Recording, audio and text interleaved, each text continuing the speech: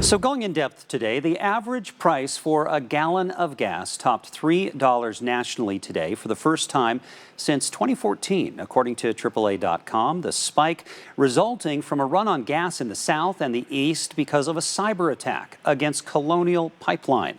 Gas Buddy says that this morning some stations have run out of gas, and the worst situation is 28% of stations in North Carolina reporting that they don't have gas. Now, AAA is reporting the average price of a gallon in Utah is about $3.32. That's 8 cents up in the last week, and we're paying 31 cents above the national average of $3.01.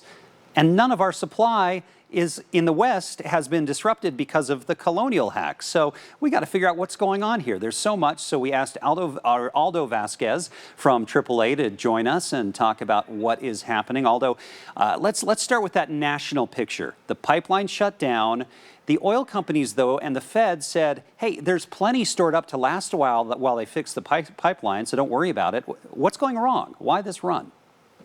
Well, it is true. Here in the United States, we have an ample supply of gasoline, so there is no shortage of gasoline. AAA forecasts that this is mostly reactionary because of the news of the shutdown. However, the impact will be felt on the gas supply and prices, but it will vary regionally. So that's why we're seeing such an impact out there on the East Coast, where we're seeing gas prices jump anywhere between 3 to 7 cents.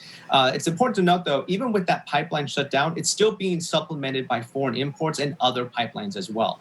Yeah, and so it's essentially psychological. It's like the gas version of toilet paper at the beginning of the pandemic, where people are just, they get insecure because they hear about the problem and they've just been buying gas when they didn't need to.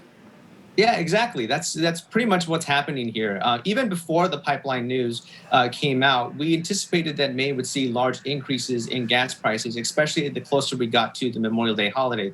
And the reason for that is because demand is going up. We're expecting to see more people getting out there on the road. The vaccination program has been very successful, and states are easing their restrictions. So if there's an increase in gas prices, it's largely due to the demand. So then why is it that we're paying such a premium for it out here when that pipeline goes to the south and to the East Coast and it has nothing to do with our supply?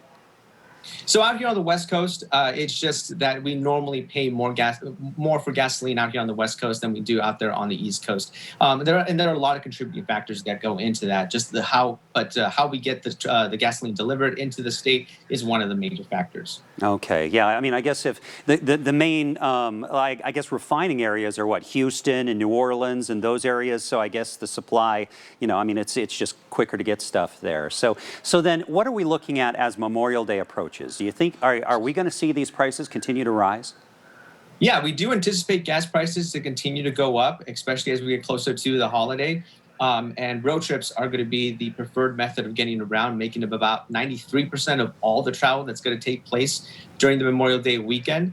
Even with higher gas prices, though, that's not going to deter travelers from hitting the road. People have had that wanderlust to get out there, and despite higher gas prices, they're going to get out there and they're going to explore.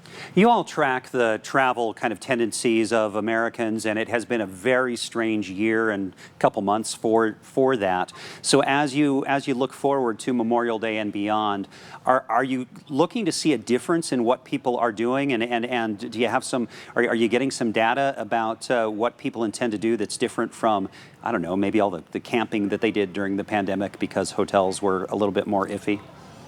Yeah, so our online travel bookings are showing that Americans are choosing to plan these more expensive with more amenities kind of trips, or they're planning multiple trips at the same time. Mm-hmm. So being stuck at home and now with all these restrictions being eased, people are looking to get very expensive trips and spend a little bit more than what they normally would do because they've been haven't been able to travel over the last year. And we're starting to see a lot of those more populous cities that kind of lost their appeal during the pandemic to start gaining more traction. So cities like Orlando, Los Angeles, San Diego, those are starting to become very popular. A lot of people are going to head to beach destinations. And so Mexico is also going to be a top choice for a lot of travelers this year. And Las Vegas, surprisingly, is going to remain the top destination for a lot of folks across the country. And it has been one of the top destinations pretty much throughout the pandemic.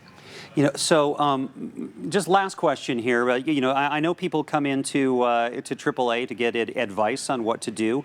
What are any tips? People come in there. What kind of suggestions are you giving for people at this time? Yeah, so if people are going to be traveling, especially if they're going to be hitting the road, it's important to make sure that they stay updated with all the guidance that is coming down from the CDC. Make sure that they plan ahead and know any kind of local and state restrictions that may be in place, that they're prepared, and so that they make sure that their vehicle is road trip ready by taking it to a trusted auto repair shop. Try to avoid any traffic during the holiday. Wednesday into the holiday is going to be the toughest, and try to avoid any kind of those evening commutes, or try to find any kind of alternate routes. And then AAA has a lot of available resources at your disposal.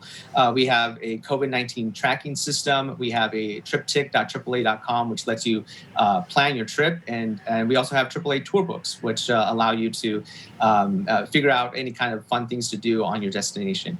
Great. Well, I did notice, by the way, Aldo, just to give you a shout out, that as I was researching for this interview, GasBuddy.com was frozen because I think of all the traffic with gas stuff going on. AAA, no problem at all. Easy to surf through all the information that you have there. So I appreciated it.